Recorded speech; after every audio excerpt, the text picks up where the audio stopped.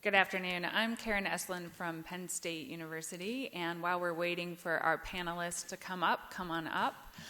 Working at an academic institution and with undergrads, this is the time of day I usually invite everybody to twist and stretch. So while our panelists are coming up, feel free to stand up, put those arms in the air, make sure that we're ready for our next presentation here. All right, great. David, Matthieu, and Emmanuelle, do you want to join us up here as well? We'll just get the three of you up here.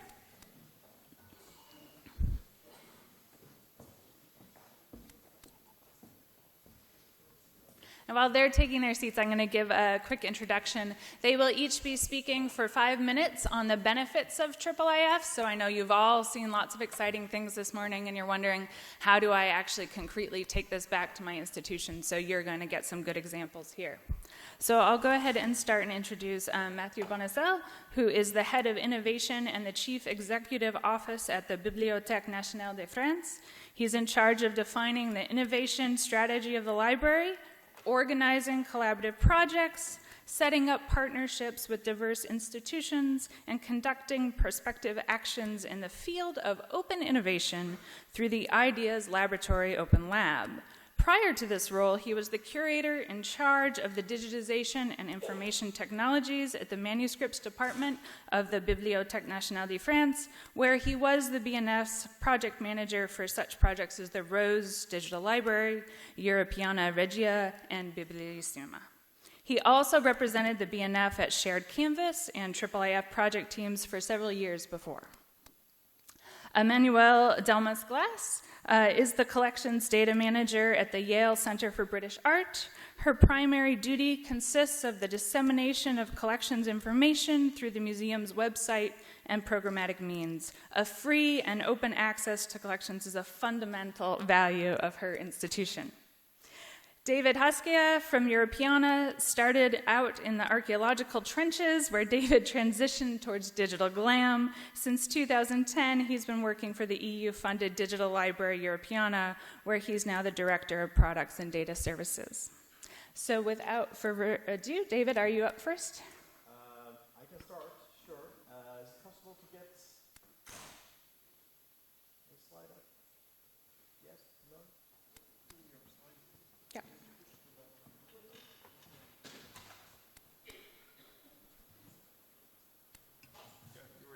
Okay, let's see if I can also see my own slides here. So, Europeana is a bit of a special use case, of course. We are an aggregator. It means that we collect the metadata of hundreds, actually thousands of European institutions into one database of metadata, which we then make searchable, accessible both to developers who want to create their own applications, and also accessible directly to members of the public. So this is a bit of a special use case. This is Europeana, it's not your own institution. But why then is Europeana involved in IIIF? Why is it advantageous not only for Europeana, but we think for all of these partners, all of these institutions who want to make their content available online? If you're a library, archive, or museum, and you want to reach as many of your constituents as possible, developers, researchers, the curious general public, typically you have a strategy where you don't only require the user to come to your own website. You also put your content on Wikipedia, on Pinterest, on the World Digital Library, and Europeana is yet another one of those destinations where you can reach a greater audience if you can be by being present where they already go. And a huge benefit of IIIF, as you've seen throughout the day, is this ability to call up images and display them in a rich manner. So this is really the reason for supporting IIIF. The benefit is really think about your audience. Not only how they experience your content when they go to your website, but how they experience your content when they go to websites that you syndicate with, that you partner with, like, for example, Europeana.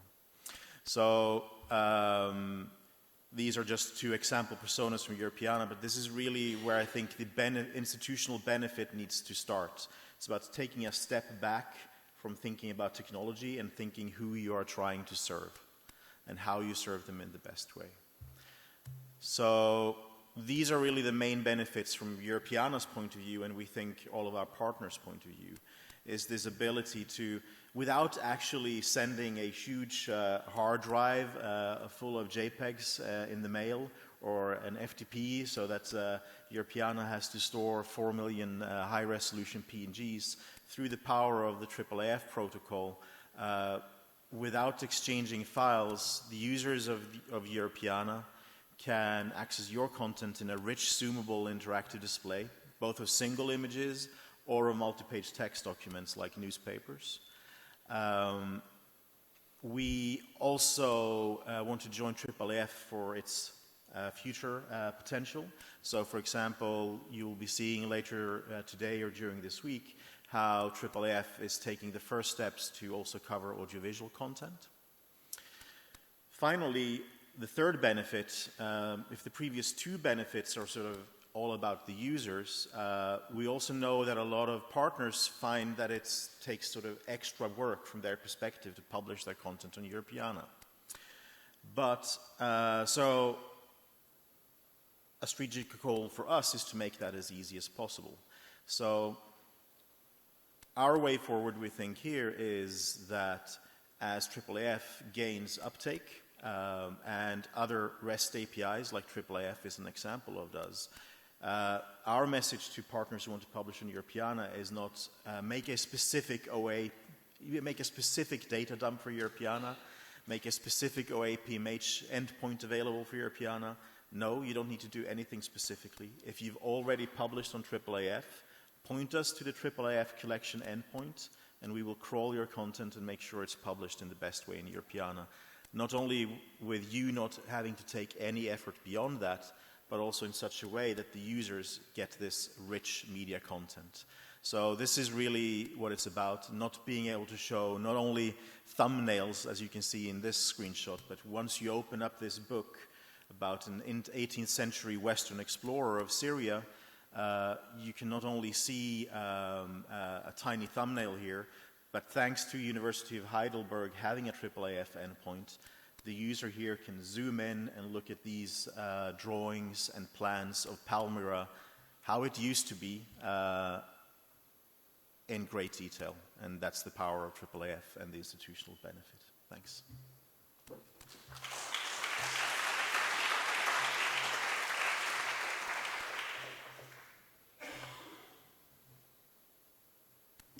Okay, so I will try to make this work. I think I have the super button. Yeah, good. So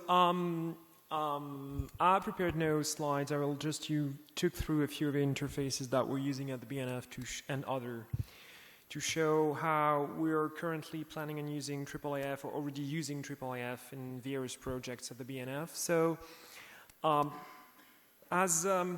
think I'm one of the oldest now in this project, I would like to tell you a bit from a French perspective the way we feel about this project and how we got involved into, very briefly, of course. We always did collaborative projects in digital libraries. Our digital libraries, which is called Gallica. If you don't know it, just give it a quick visit. It's fantastic. It will turn now 20 years old this fall. So that's one of the oldest digital libraries from a physical library as well. And doing collaborative projects at the beginning, we did exactly what you said, which was shipping hard disks overseas to Johns Hopkins University, for example. When we did the ROSE project, that was back in 2008, which is not that old. And we had lots of problems of updating metadata and images and even having to clear hard disk from customs, which was a nightmare. So we really thought at the beginning when we met in Paris with at an invitation from Stanford, Johns Hopkins, and the Mellon, that we did need some way of streaming images over internet rather than having to copy images all the time when we did digital recollection of a spread out manuscript collection, because it was exactly the situation. Digital libraries, we always dreamed to be able to regather libraries that have been spread out among the world, physical object that users and scholars need to compare. And of course, you can't borrow a manuscript from the library. So IIIF, we first thought that IIIF would permit a comparison of images and recollection of libraries. But it's not the main, it's a benefit from the users, which is hugely important. But from an internal point of view, it's also a lot of other benefits that we had that I also would like to tell you about. As I told you, we started developing Gallica 20 years ago, where at a time where there were no community really about developing digital libraries, and we were kind of isolated, and we didn't had a community-based development organization, and we kept that way for a bit too long. So when we started thinking of IIIF, I was representing the manuscripts department at the table, and no one from IT would ever come to the table to discuss that. The first time they came was in London in 2014, and because I paid their tickets with some money project. So it was kind of very difficult. So one of the first benefits from us was to enter community-based development. The second one was to be more interoperable and open source, which is something we always went at the BNF, but having IIIF is a more practical and real way of doing that kind of stuff. And also, it's a way of finding opportunities to develop dedicated interfaces. This is Gallica, and it's a general interface. You can have, there is 4.5 million objects in Gallica, and it's a general interface, so it goes for everything. We cannot afford having dedicated interfaces for coins, for manuscript, for charts and maps. Using IIIF as a base, and Mirador, for example, would permit us to develop dedicated interfaces for manuscript, or even for a specific project, such as the one I will be presenting on Thursday. So it enables us to export and gather images from different interfaces. This is the same manuscript. So that's another portrait from the very famous Vidéo du César from Jean Bourdichon, and that's the Getty version of Mirador. On the left-hand side, you can see a Pentecost from Jean Bourdichon, which is kept in the Getty, newly released through IIIF. And on the other side, you have our version of the same painter. So you can zoom in and compare. And it took me only, let's say, 5 minutes, because the Wi-Fi is no good here, but to prompt that out, gather the manifest from the BNF, and then screen it and compare it. So it's also a way to have dedicated use, which we couldn't do before, because here, for now, there's no way to gather the images from outside. We'll do it later, but it's also a way to export our interfaces for dedicated users.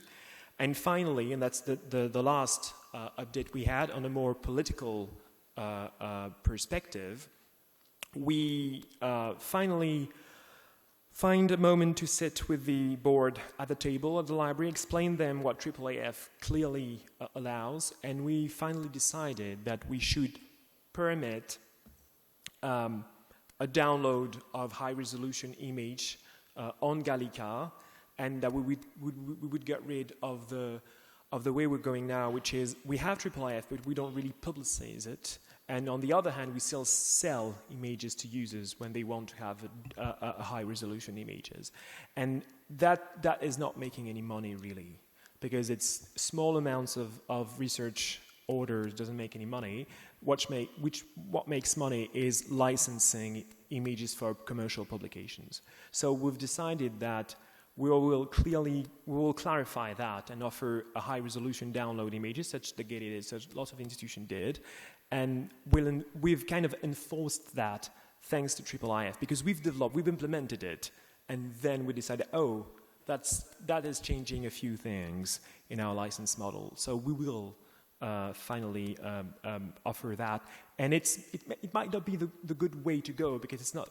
Usually you first go to legal office, then you implement, and we did the other way around. But sometimes, it's a way of doing stuff. So it has also political impact, that you do not necessarily need to figure out before you start working, because sometimes if you do, you never start.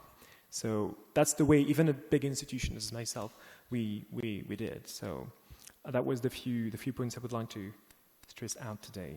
I think it was too long.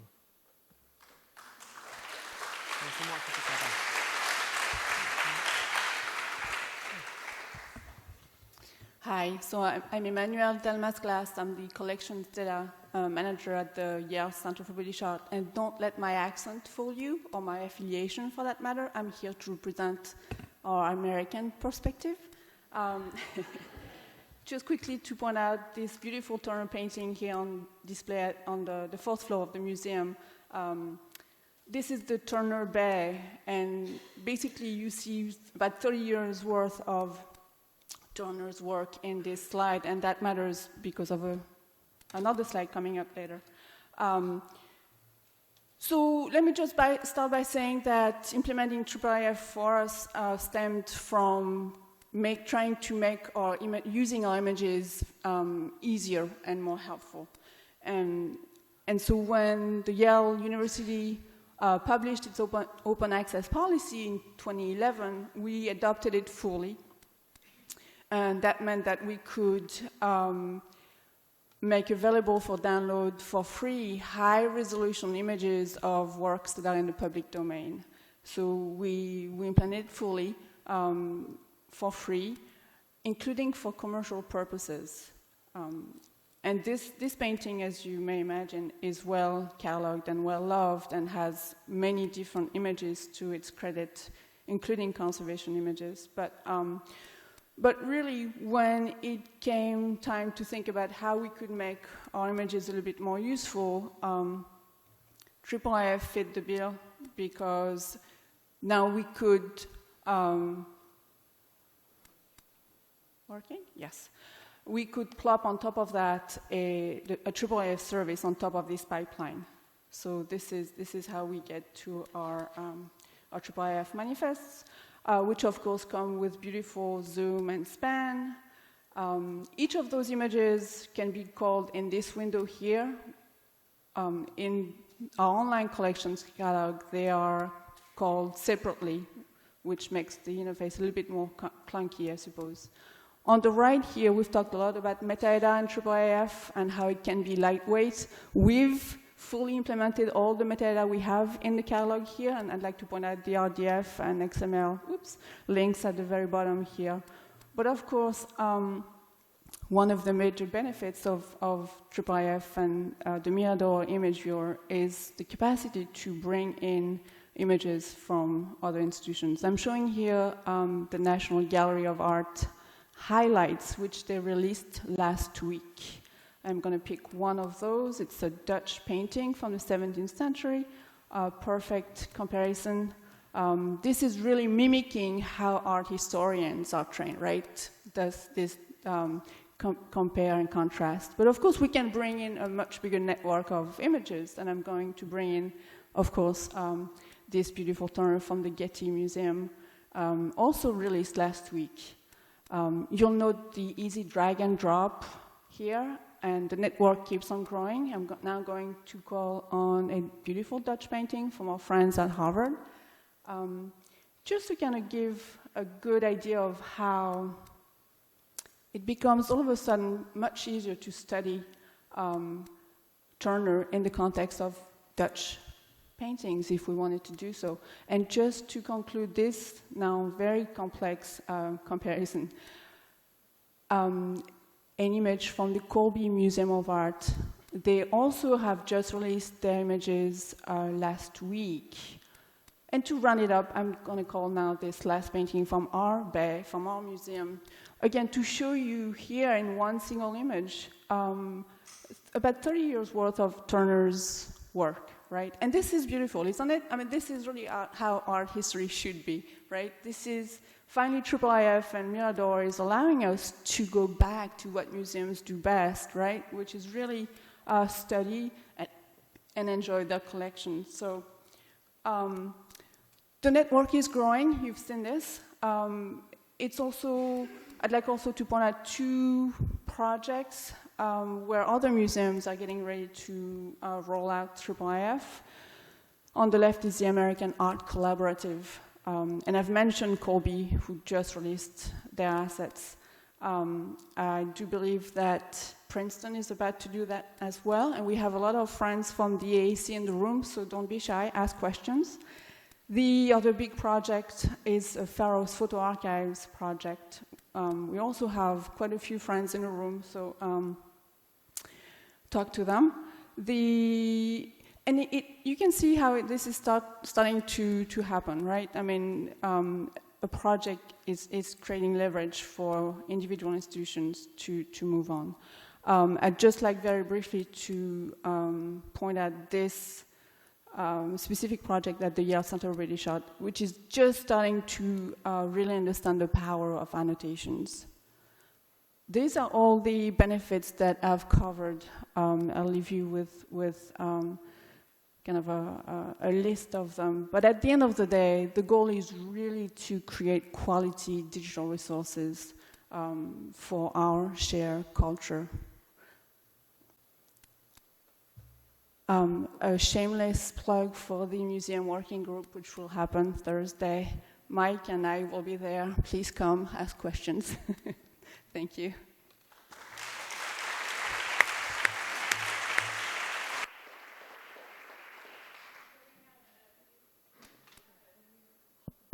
Yeah, it's on, right?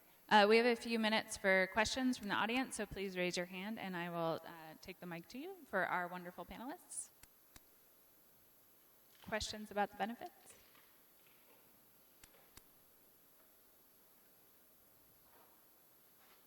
The benefits are so obvious, I know. That's why we're here, right? Well, I encourage you to seek out our panelists and other people you've seen today at the break and the reception to follow up. So let's have one more round of applause for all of our panelists.